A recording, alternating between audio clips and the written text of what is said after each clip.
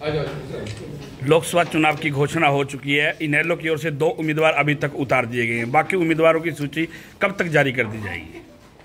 जो इनेलो ने अभी तक अपने उम्मीदवारों की सूची उतारी, वो सभी लोकसभा क्षेत्र के हमारे जितने कार्यकर्ता साथी हैं, उन सबसे राय विमर्श करके उनके फैसले को ध्यान में रखते हुए ये सूची जारी करी गई। जो बाकी 8 और कैंडिडेट्स की हमने सूची अभी जारी करनी है, उनकी अभी लोकसभा लेवल पे मीटिंग चल रही है। हमारे कार्यकर्ताओं की आपस में मीटिंग चल रही है। हमारी लोकसभा की जो कमेटी जैसे ही वो रिकमेंडेशन किसी का नाम करेगी, उन नाम्स को ध्यान में रखते हुए उसके बाद आगे की सूची जो है उसको जारी करने का हम काम करेंगे। कुरुक्षेत्र से अभय सिंह चौटाला इनेलो की ओर से लड़ रहे हैं। जजपा की ओर से दिग्विजय चौटाला को मैदान में उतारने की बात चल रही है। किस तरह लग रहा है, किन से टक्कर होगी? बीजेपी से होगी, दिग्विजय चौटाला से टक्कर मान लो? ना तो हमारी कोई बीजेपी से हम टक्कर मारते हैं, और जजपा की तो आप ना ही बात करो, अब तो कोई फायदा नहीं इनका करने में। हमारी हमेशा से लड़ाई रही है विचारधारा की। हमारी लड़ाई हमेशा इस बात की रही है कि हम जननायक चौधरी देवीलाल की विचारधारा को आगे बढ़ाने का काम करें, और उसी लड़ाई को लेकर के हम आगे बढ़ते हैं। हमें ना किसी से कोई टक्कर ना हम मानते हैं, ना हमें किसी से टक्कर लेंगे।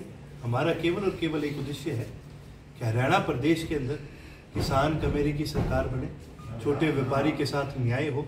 आज हरियाणा में कितने ऐसे मौके हैं, कितनी बार सुनने को मिलता है किसी व्यापारी के घर आके के बाहर कोई गोली चला जाता है, किसी व्यापारी की दुकान के बाहर चला जाता है। आज किसान हमारे प्रदेश का क्या, देश का किसान सुरक्षित नहीं है। आज मजदूर को उसकी मजदूरी नहीं मिल रही। ये तमाम ऐसी चीज़ें हैं इनके लिए, और ये तमाम ऐसे वर्ग हैं जिनके लिए जननायक चौधरी देवीलाल ने हमेशा संघर्ष करा है। हमारा केवल और केवल उद्देश्य उस संघर्ष को आगे बढ़ाने का। हिसार से सुनैना चौटाला को उम्मीदवार बनाया। चर्चाएं चल रही है कि ससुर के मुकाबले बहु चुनाव नहीं लड़ेगी, उम्मीदवार को बदला जा सकता है। क्या कहेंगे? कहने की बातें हैं। जैसे कि मैंने कहा, हमारी लड़ाई जननायक चौधरी देवीलाल की विचारधारा की लड़ाई। यदि आप कोई परिवार गिनते रहे या ऐसी चीज़ें गिनते रहे, तो लोगों की पता नहीं कहाँ कहाँ रिश्तेदारियाँ निकल जाएगी। हम इन चीज़ों में विश्वास नहीं रखते।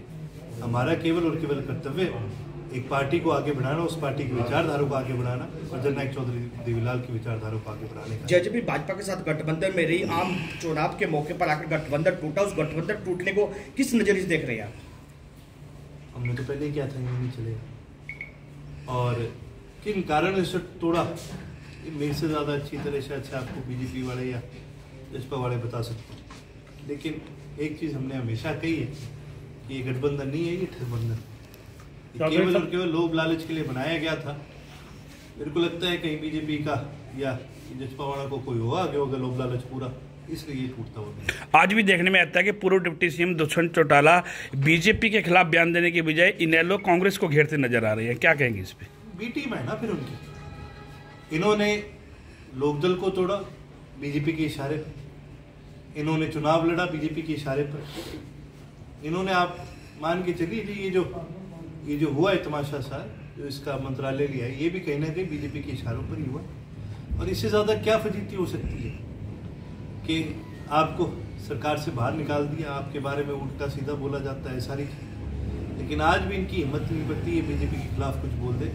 हमने तो ये तक भी सुना है कि किन किन सीटों पर किन किन उम्मीदवारों को ये उतारेंगे, ये भी इन्होंने पहले बीजेपी से पूछ करके किया है, ताकि लोकदल को कमजोर करा जा सके। इनेलो 10 पार्टी पर इलेक्शन लड़ेगी। इनेलो 10 सीट। चौधरी साहब, इंडियन नेशनल लोकदल की अगली रणनीति और प्रोग्राम क्या है? ये रणनीति तो मैं आपको बता नहीं सकता, वो तो हमारी रणनीति है। पर आगे के जो हमारे प्रोग्राम है वो जनसंपर्क के प्रोग्राम है। हमने आज कालांवाली से शुरू करी है। बाकी हमारे कार्यकर्ता की खासियत है, हम वो लोग नहीं हैं जो घर में बैठ के चुनाव लड़ते हैं। हमारा कार्यकर्ता वो है जो घर घर पहुंचने का काम करता है। हमारी रणनीति